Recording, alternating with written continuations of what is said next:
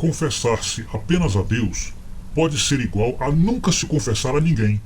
Do mesmo modo como não ler porque não quer é igual a não ler porque não sabe.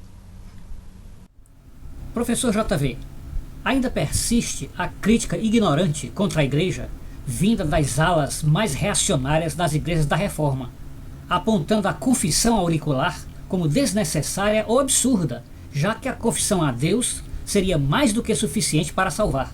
O que o senhor pode comentar sobre isso? Sim, meu querido. A gente encontra muitos erros na visão protestante da igreja evangélica, chamada evangélica, entre aspas, que nós temos visto atualmente no mundo.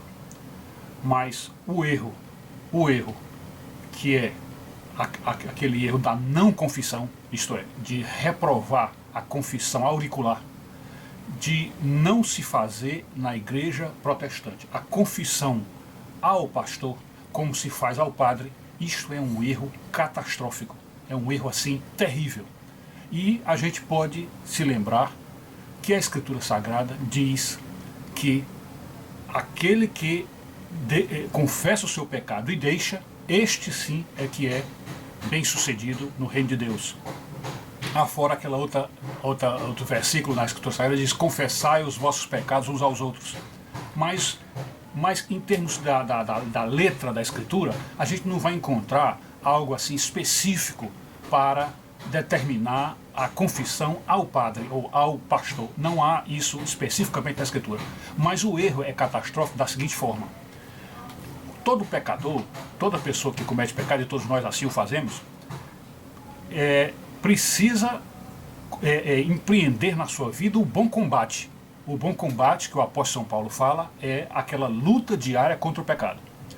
E nessa luta contra o pecado, o pecador, nós precisamos procurar o mais possível os aliados da fé, os aliados da graça de Deus, para nos ajudar neste combate. Isto é um combate que nós deveríamos procurar fazê-lo não sozinho, isto é, procurar sempre um aliado espiritual, sempre alguma coisa que nos ajude.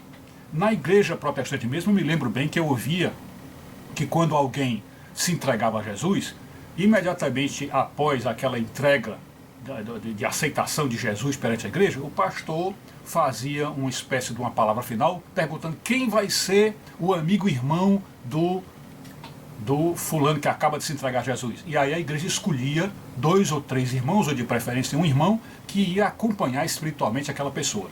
E isto é uma forma, pelo menos na época era o que estava sendo visto, é uma forma de encontrar um aliado, uma ajuda espiritual para conduzir a pessoa no bom caminho. Então, no combate espiritual, nós precisamos ter aliados, porque em toda guerra você se junta aos aliados para vencer os inimigos.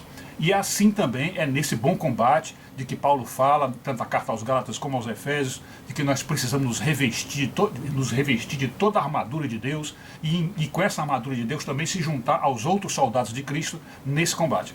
Mas o problema da confissão o que é que a confissão ela parte de um princípio que está intrinsecamente relacionado à parte central da teologia, que é a teologia moral. A teologia moral.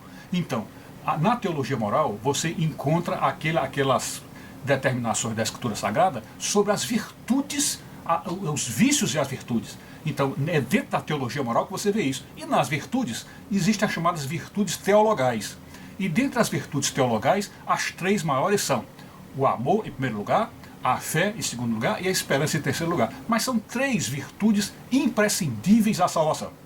É importante, ou seja, é decisivo que a pessoa tenha isto em si. E já que a virtude teologal maior é o amor, que lá na carta aos Coríntios, Paulo no capítulo 13 fala que realmente o maior dos 3 é o amor. Então, no amor está incluído o quê? No princípio do primeiro mandamento, que diz: amar a Deus sobre todas as coisas e ao próximo como a si mesmo. Então observe que nesse primeiro mandamento, que Jesus diz que com ele está cumprida toda a lei e que não há necessidade de se fazer mais nada a não ser isto.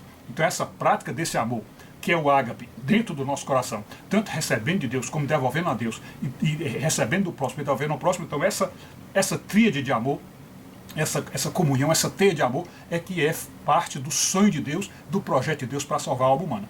E o amor, seja ele na relação homem-deus, seja na relação homem-homem, o amor precisa de uma outra virtude, de uma virtude especial, de um bem maior, que é a fé. Então a fé está dentro do amor. Portanto, o amor, como é muito maior do que a fé, ele abrange a fé. Ou seja, é como se diz assim, nem todo amor é fé, mas toda fé é amor. Ou então, nem todo amor é fé, mas nem toda fé é amor, mas todo amor é fé. Então, são virtudes que estão interligadas. E na fé, o que é mais direto no sentido dela, é a confiança. Porque você, quando diz eu acredito em Deus, eu acredito em Jesus, você está dizendo eu confio em Deus, eu confio em Jesus. Então é a confiança que é o instrumento, a ferramenta principal da fé e de fato o que a fé se constitui, é na confiança. Então, se Deus pediu que nós precisamos crer nele, amá-lo acima de todas as coisas e ao próximo como a si mesmo, e dentro do amor está a fé, que é a confiança, então como é que você poderá amar? Porque para você amar a Deus, você tem que confiar em Deus. Então, como você poderá amar o próximo sem confiar no próximo? Não há como você amar alguém sem confiar na pessoa.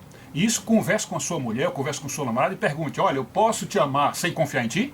Ou ela, eu posso te amar sem confiar em ti? Não há possibilidade de haver amor sem confiança. Os amores sem confiança são amores que redundam em ciúme, principalmente aquele ciúme doentio, que procura a destruição do outro. Então nós sabemos todos os defeitos e as doenças provocadas pelo amor sem confiança, aquele amor onde um não confia no outro. Então, já que no amor ao próximo há necessidade de confiança, é exatamente neste ponto que entra a confissão auricular. Por quê? Porque quando você peca, você abre uma barreira ou um abismo entre você e Deus, e é como se você tivesse separado dele.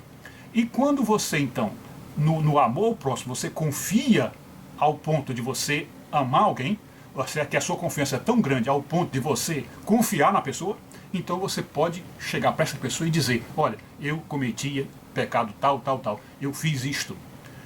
Então, já que exige no amor ao próximo a confiança, o que é que a igreja, a Santa Amada Igreja viu? Ela viu que nesta necessidade necessidade de que alguém precise confiar no outro para poder confessar, ou seja, expulsar, jogar para fora de si o seu pecado, através da confissão, então a igreja sabiamente percebeu que o intermediário, o ministro da igreja, o líder da igreja, ele também pode ser os ouvidos humanos que vão ouvir aquele pecado. Porque quando a pessoa diz que confia em Deus, portanto, aliás, que só confia em Deus, e portanto só ele confessa, no fundo a pessoa pode até deixar passar isso, porque isso não corrige, isso não conserta os ouvidos, não conserta a alma da pessoa. Você simplesmente diz que confessa a Deus e nem sabe se é o certo confessor, e aliás nem é tão necessário assim confessar, porque Deus já conhece tudo. Então, o exercício espiritual capaz de moldar o caráter e fazer a pessoa de fato se modificar, dilapidando as arestas, quebrando as coisas ruins que estão dentro de você. Então o exercício espiritual é quando você confessa a alguém, a um semelhante, confessa a alguém da sua mesma raça. Então, por isso a igreja foi sábia em colocar o padre como sacerdote, como ministro, que é o confessor, e você confessar ao padre. Então você está com a confissão, você está demonstrando um ato de amor ao próximo, por confiar no padre, e você realmente só pode confiar se amar. Então por isso aqui a confissão é tão importante. E não ter então a confissão, você fundar uma igreja onde não há confissão auricular, confissão ao sacerdote ou a confissão ao pastor, isso é um erro catastrófico.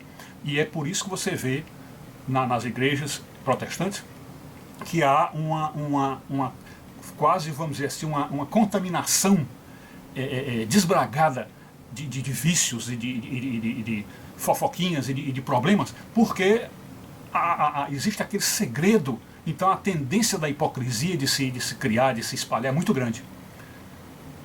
Então, em último lugar, o que se pode dizer é que quando a pessoa subir ao céu para estar no dia do juízo com Deus, lá diante do tribunal de Cristo, o Cristo perguntar a você, você amou ao próximo? Você amou ao próximo? Um protestante dirá assim, amei. Aí Deus perguntará, mas você confiou no próximo? Você confiou? Aí ele vai dizer, confiei. Aí Jesus vai perguntar, mas você confiou até que ponto? você confiou como? Ou como é que você pode demonstrar que confiou? Aí a pessoa vai dizer assim, mas eu nunca contei meus pecados para ele, então, para Deus, isso não é confiança. Isso não é confiança. Então, a pessoa estaria incorreta nessa parte. Enfim, aí está a ideia da necessidade, da importância e do acerto da igreja em propor a confissão, e a igreja tem como certo de que faz parte dos 7 sacramentos que o próprio Cristo instituiu. Então está certíssima a igreja de Roma, e é um erro crasso a igreja protestante não ter a confissão.